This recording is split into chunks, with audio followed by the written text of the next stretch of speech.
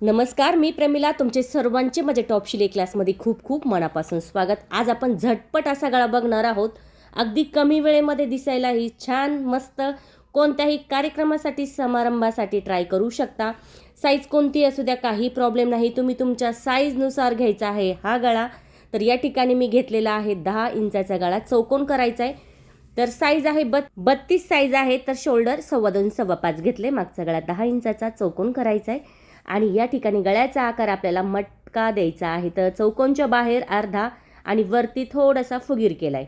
अशा पद्धतीने गळा आखून घ्यायचा आहे आणि आखलेला गळा आपल्याला या ठिकाणी कट करायचा आहे. कधी कधी काय होतं, खूप सारे ब्लाऊज आहे, कोणते डिझाईन टाकायच्या सुचत नाही आणि दिसायलाही छान पाहिजे, कमी वेळेमध्ये झाला पाहिजे. खूप सुंदर असे हे डिझाईन आपल्या ब्लाऊजवर दिसतात, वेळही कमी लागतो. आता बघा, या ठिकाणी खाली ब्लाऊजचा कपडा आणि त्यावरती मी घेतलेला आहे अस्तरचा कपडा. तर अस्तरचा कपडा आपण गळ्यानुसारच या ठिकाणी शिलाई करून घ्यायचा आहे. शिलाई सावकाश हळूवार करायची, म्हणजे जो गळा आपला आहे तो व्यवस्थित येतो. अशा पद्धतीने शिलाई झाली की लगेच आपल्याला या ठिकाणी द्यायची आहे तिरकी कातर. जर कुठे वाटलं बघा गळा थोडा कमी जास्त वाटतोय, तर तुम्ही पुन्हा तिथे शिलाई करू शकता. तर इथे मी पुन्हा शिलाई करून घेतली. त्यानंतर तिरकी कातर द्यायची आहे. तर तिरकी कातर देत असताना शिलाई नाही द्यायची, साईडनं तिरकी कातर द्यायची.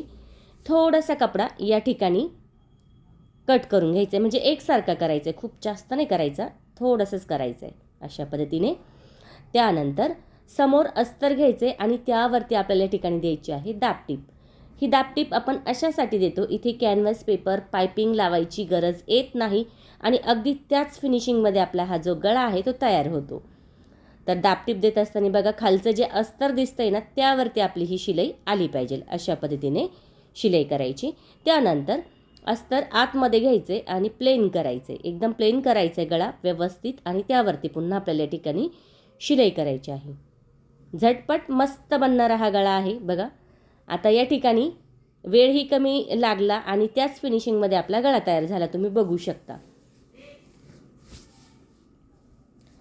गळ्याची शिलाई झाली की लगेच आपल्याला कडेलाही लगेच शिलाई करून घ्यायची, म्हणजे जो साईडचा भाग आहे त्याला शिलाई करायची. अस्तरनुसार कपडा ठेवायचा, वाढव झालेला कपडा जागेवर कट करायचा आहे. कपडा प्लेन करत शिलाई करायची आहे, म्हणजे काय होतं, कुठे चून येत नाही, घडी येत नाही आणि प्लेन गळा बसला जातो. नाही तर कधी कधी बघा काय होतं, आपला जो गळा आपण करतो आणि त्यानंतर शिलाई करतो तो तिरका होतो बघा, त्यामुळे प्लेन करत चालायचं आहे. अशा पद्धतीने आता शिलाई झालेली आहे. वाढव झालेला कपडा नॉर्मल थोडासा या ठिकाणी मी कट केला.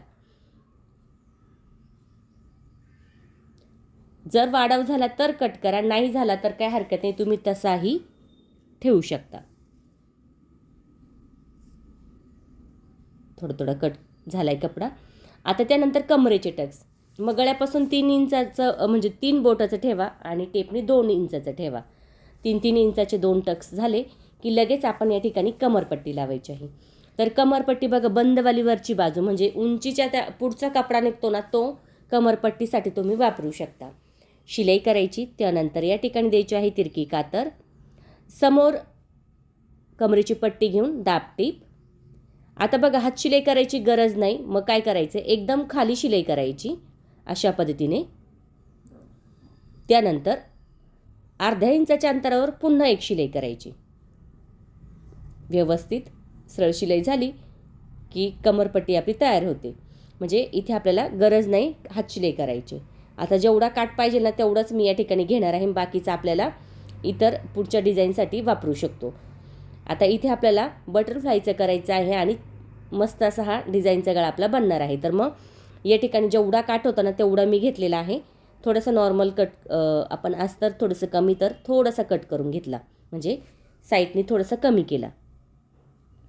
जेवढा आहे तेवढं तुम्ही घेऊ शकता, थोडासा कमीही तुम्ही करू शकता. एकसारखा कट करून तिरकी कातर द्यायची आहे. त्यानंतर बघा, आता बाहेर कपडा काढून घ्यायचा आहे.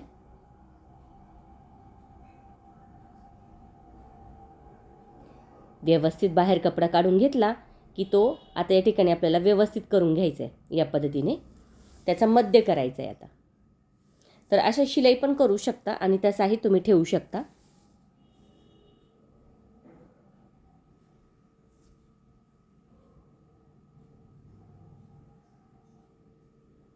आता मध्य करायचं आहे आणि मधोमध आपण घेणार आहोत चून.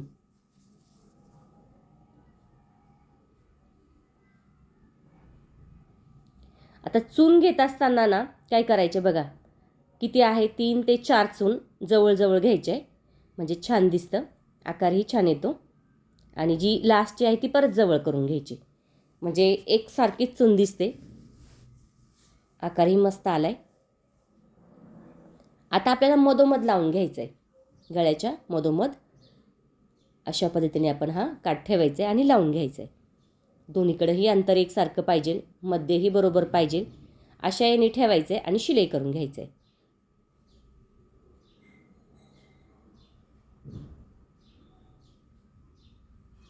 व्यवस्थित चेक करून या ठिकाणी बघा मध्यावरती घेऊन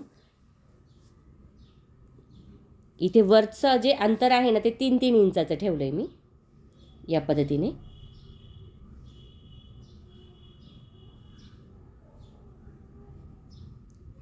दोन्ही बाजू सारख्याच आल्या पाहिजे अशा पद्धतीने हा काठ ठेवायचे आणि त्यावरती आपल्याला शिलाई करून घ्यायची. नक्की ट्राय करून बघा, खूप सुंदर दिसतो. जर काठ नसेल तुमच्याकडे तर तुम्ही साडीचा कपडा पण या ठिकाणी वापरू शकता.